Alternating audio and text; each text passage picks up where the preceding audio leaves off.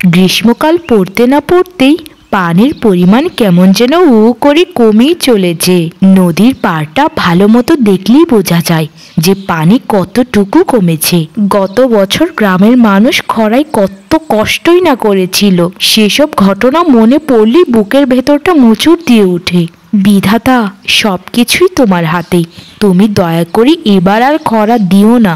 না, এখানে আর দাঁড়িয়ে থেকে লাভ নেই, পানিটা নিয়ে বাড়িতে তাড়াতাড়ি ফিরতে হবে আমায়। বাড়িতে আমার কত কাজ।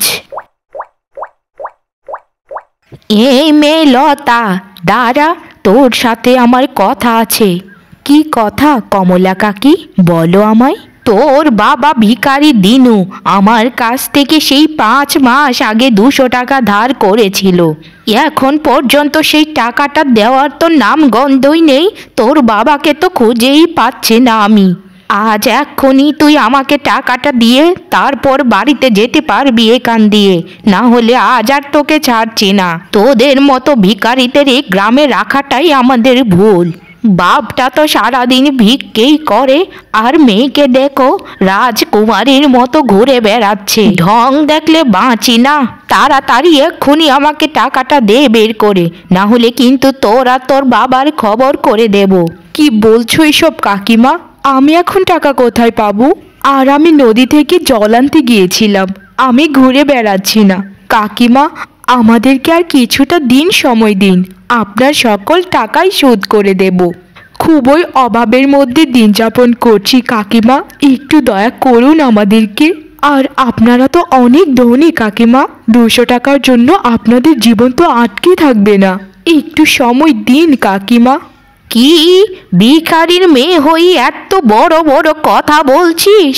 তোদের ঘরে খাবার ছিল না বলে তোর বাবা আমার হাতে পায়ে ধরে টাকাটা নিয়েছিল, বলেছিল 1 মাসের ভিতরেই দিয়ে দেবে, কিন্তু 5টা মাস হয়ে গেল, এখন টাকা দেওয়ার খবরটি পর্যন্ত নেই। কিন্তু শুনে রাখ মেয়ে, খুব তাড়াতাড়ি কিন্তু তোদেরকে আমরা গ্রাম ছাড়া করব। তোর বাবা আরো অনেকের কাছ থেকেই টাকা নিয়েছে, কিন্তু টাকা দেয়নি।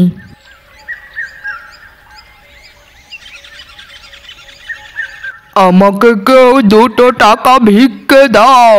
200 টাকা ভিক্ষে দিলে তোমাকে বিধাতা মঙ্গল করবে। কেউ কি নেই আমাকে 200 টাকা ভিক্ষে দেওয়ার? ও বাবা, ও মা, 200 টাকা দাও না। 200 টাকা দিলে তোমাদের সম্পদ কমে যাবে না। এই ভিখারিকে একটু দয়া করো। এই ভিখারি দিনু, তোমাকে কতদিন বলেছি যে রাস্তার পাশে এখানটায় ভিক্ষে করতে বসবে না? গত 7-8টা দিন ধরে বলছি যে এখানে ভিক্ষে করতে বসো না। আমার কথা কি তোমার কান পর্যন্ত পৌঁছায় না? বাবা, আমি বড় মানুষ, 200 টাকা ভিক্ষে করে সংসারটা চালাই। দয়া করে আমাকে এখান থেকে উঠিয়ে দিও না বাবা। আমার ঘরে একটা মেয়ে আছে, তাকে কি খাওয়াবো ভিক্ষে না করলে? কোনো কাজও করতে পারি না এই বুড়ো শরীর নিয়ে। তুমি কি বুড়ো না মরা সেটা তো আমাদের দেখার বিষয় নয়। তোমাকে বলেছি যখন এখানে ভিক্ষা করা যাবে না, ব্যাস এখান থেকে উঠে যাও বলছি।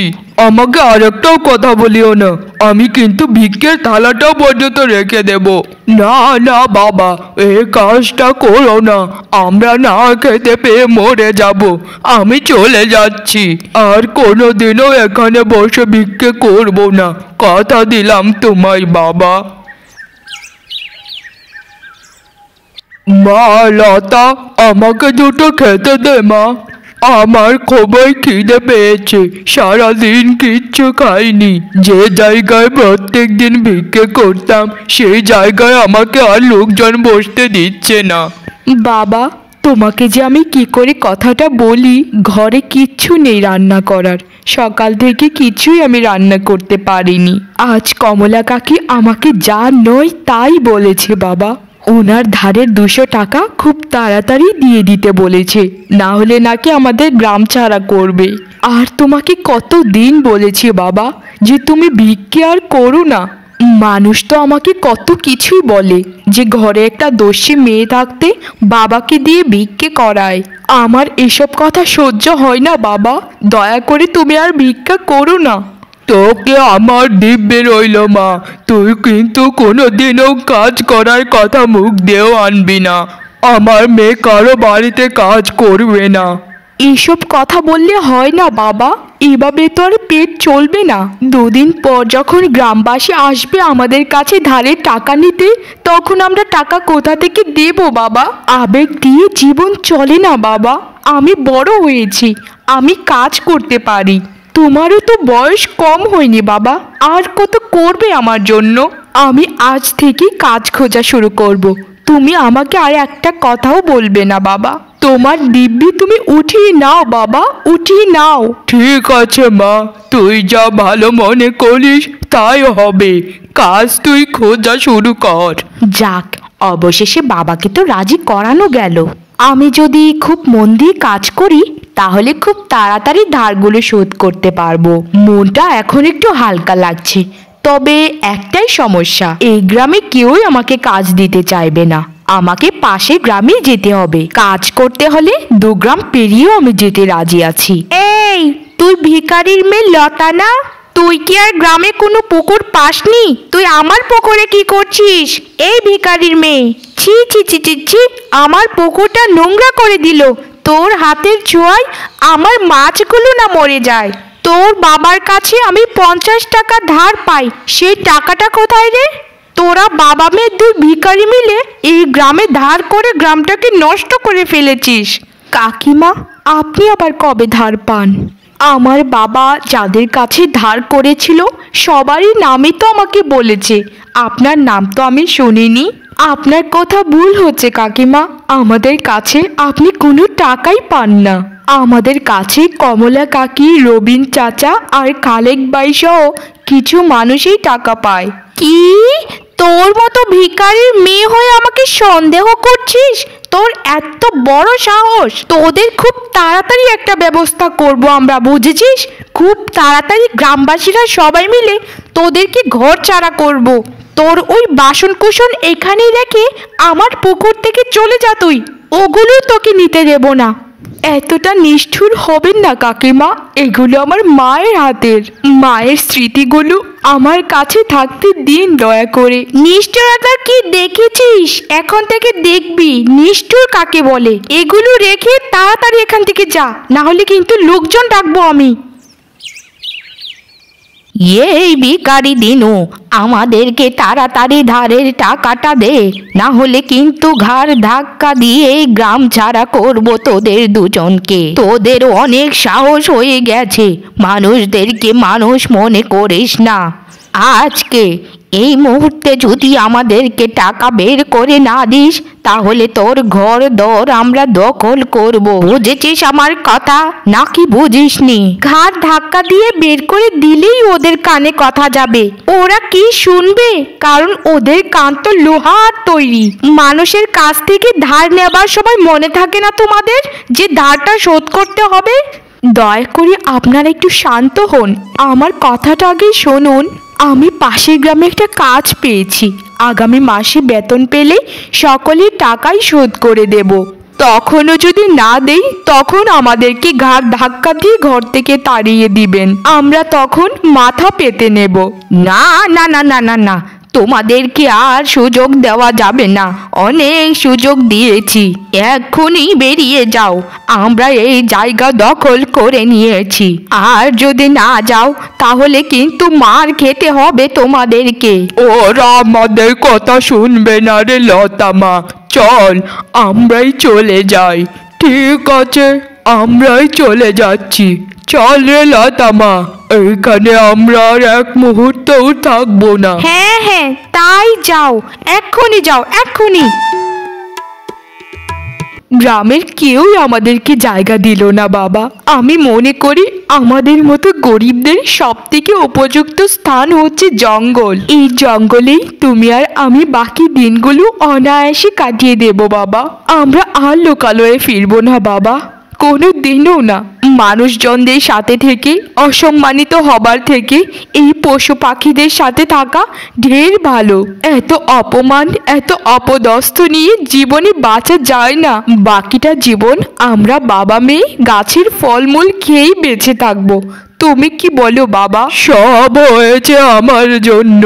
আমি হচ্ছি এই পৃথিবীর সবচেয়ে হতভাগ্য পিতা। না পারলাম তোকে একটা ভালো ঘরে বিয়া দিতে, না পারলাম তোর জন্য কিছু করতে। তোর মা তোকে জন্ম দিতে গিয়ে সেই কবে মরে গেছে। সে মরে যায়নি রে মা, সে মরে গিয়ে বেঁচে গেছে।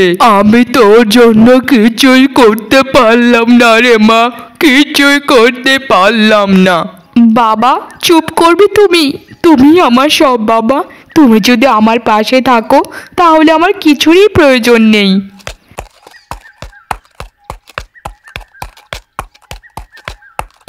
আরে চন্দ্রবিজয়, তুই তো সাধারণত এরকম আওয়াজ করিস তখনই যখন আমি ছাড়া অন্য কাউকে তুই অনুভব করতে পারিস। এখানে নিশ্চয়ই কেউ আছে। বন্ধু চন্দ্রবিজয়, তুই এখানে দাঁড়া, আমি আশেপাশে খুঁজে দেখি কেউ আছে কিনা। আরে তুই চিন্তা করিস না, তোকে রেখে আমি যাব না কোথাও। আমি এক্ষুনি আসছি, দেখি আশেপাশে কেউ আছে কিনা। আরে আপনারা কারা? এই গভীর অরণ্যে কি করছেন? আপনাদের পরিচয় কি? আপনারা কোথায় থাকেন? এখানে এসেছিলাম শিকার খুঁজতে, তখন আমার ঘোড়া আপনাদেরকে অনুভব করতে পারলো। আমরা অন্য গ্রাম থেকে এসেছি। সেই গ্রামের মানুষ আমাদেরকে তাড়িয়ে দিয়েছে। এত সুন্দরী রমণী আমি জীবনেও দেখিনি। তাকে দেখে বোঝা যাচ্ছে যে তার মনটা কত ভালো।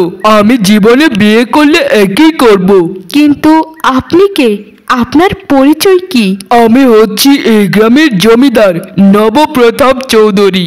ইনি নিশ্চয়ই আপনার বাবা। হ্যাঁ জমিদার মশাই, উনি আমার বাবা। বাবা, আপনাকে একটা কথা বলতে চাই।